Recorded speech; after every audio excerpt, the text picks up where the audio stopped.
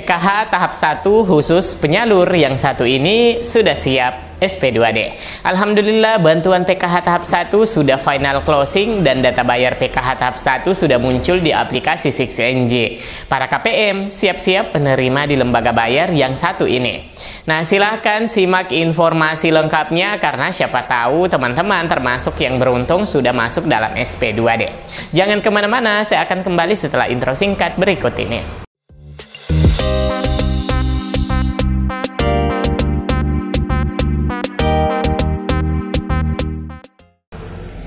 Halo semua, Assalamualaikum warahmatullahi wabarakatuh. Bagaimana kabarnya teman-teman? Saya berharap semua selalu dalam keadaan ceria, sehat, dan tak berkurang kebahagiaannya di tengah penantian pencairan PKH tahap 1 dan juga BPNT tahap 1 2024. Pada video kali ini bersama saya Amran kembali ke hadapan teman-teman semua pemirsa setia channel Info Bansos. Di kesempatan kali ini ada kabar gembira, proses pencairan PKH tahap 1 sudah di depan mata. Nah, hari ini SP2D PKH tahap 1 akhirnya datang juga. Alhamdulillah, tepatnya hari ini sudah muncul data bayar SP2D yang terlihat di 6NJ, di mana aplikasi ini hanya bisa terlihat di akun milik pendamping PKH. Nah, bagi KPM PKH yang menantikan pencairan, tentunya ini kabar yang sangat menggembirakan, terlebih jika KPM ada namanya dalam data bayar. Nah, lembaga bayar apa saja yang terlibat pencairan pada PKH tahap 1 2024? Silahkan teman-teman simak info lengkapnya. Dan sebelum kita lanjut, bagi teman-teman yang baru berkunjung, saya ucapkan selamat datang dan selamat bergabung. Dan silahkan di-subscribe dan aktifkan juga lonceng notifikasinya, agar teman-teman selalu mendapatkan update info terbaru seputar pencairan bansos dan subsidi pemerintah.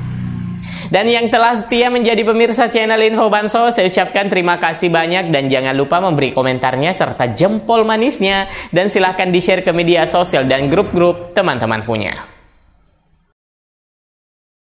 Baik teman-teman, kita kembali ke topik. Akhirnya doa para KPM PKH dikabulkan dan proses pencairan PKH tahap 1. Nah, tentunya dengan turunnya atau munculnya nama-nama KPM dalam data bayar menepis isu terkait bahwa apakah PKH di tahun 2024 dihapus.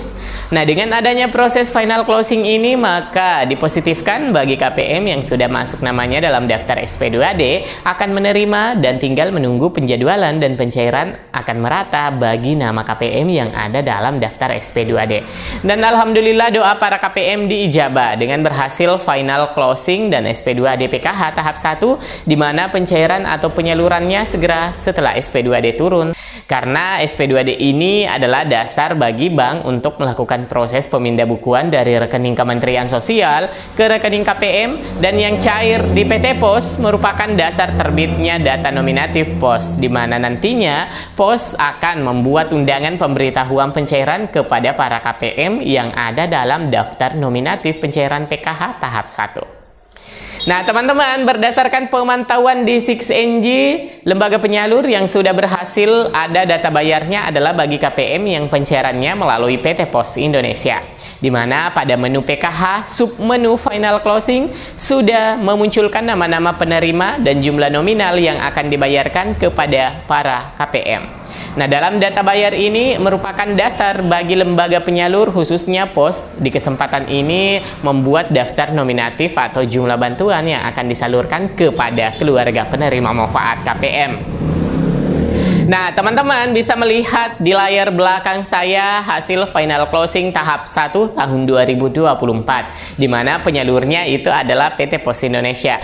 Nah, pada menu final closing sudah jelas terbaca bagi nama-nama yang positif cair, namun masih terbatas di lembaga bayar PT Pos Indonesia. Pada data ini jelas terlihat jumlah komponen dan kategori yang dibayarkan. Nah, oleh karena itu bantuan PKH berbeda dengan bantuan BPNT. Jika pada bantuan BPNT itu dicairkan dalam jumlah bayar yang sama setiap KPM, sedangkan untuk KPM PKH dibayarkan berdasarkan jumlah kategori sesuai dengan komponen PKH setiap keluarga penerima. Nah, pencairan bansos di tahun 2024 ini masih menggunakan PT Pos sebagai salah satu lembaga penyalur untuk penyaluran sembako dan PKH, dan bansos ini telah menggunakan jasa PT Pos dan berjalan dengan lancar. Berkat persiapan yang matang yang dilakukan oleh tim PT Pos Indonesia, PT Pos Indonesia telah menjalankan program penyaluran bantuan sosial sembako dan bantuan program Keluarga Harapan PKH di Indonesia sebagai bagian dari upaya penyaluran bansos dalam triwulan 1 ini nantinya. Penyaluran bantuan ini merupakan bukti komitmen PT Pos Indonesia dalam membantu masyarakat yang membutuhkan, terutama dalam masa-masa sulit seperti ini, teman-teman. Nah, dalam proses pencairan bansos di PT Pos membutuhkan persiapan, mulai dari pengumpulan data, kemudian ada pemilahan data, lalu ada juga penjadwalan, hingga pemberitahuan pembagian kepada keluarga penerima manfaat KPM melalui desa ataupun kelurahan. Hal ini menunjukkan bahwa PT Pos Indonesia telah berusaha keras untuk memastikan bahwa bantuan sosial ini tepat sasaran dan efisien dalam penyalurannya. Nah, teman-teman, kenapa PT Pos Indonesia masih digunakan dalam penyaluran? Meskipun dalam setiap program penyaluran bansos, PT Pos Indonesia juga menghadapi sejumlah tantangan. Salah satu tantangan utama adalah aksesibilitas ke beberapa lokasi yang sulit dijangkau. Meskipun begitu, PT Pos Indonesia telah berhasil mengatasi masalah ini dengan berkoordinasi dengan kepala desa setempat. Ini adalah langkah yang penting untuk memastikan bahwa bantuan sembako BPNT dan juga PKH dapat dijangkau oleh semua KPM, termasuk mereka yang berada di daerah terpencil. Nah, teman-teman, salah satu aspek unik dari penyaluran bansos oleh PT Pos Indonesia adalah metode door to door, atau mengantarkan langsung bantuan ke rumah KPM. Metode ini menjadi pilihan utama karena sebagian penerima itu adalah lansia, kemudian ada difabel atau tidak memungkinkan untuk datang ke kantor pos atau melalui komunitas. Oleh karena itu, PT Pos Indonesia telah melakukan upaya ekstra untuk memastikan bahwa bantuan ini sampai ke tangan yang membutuhkan.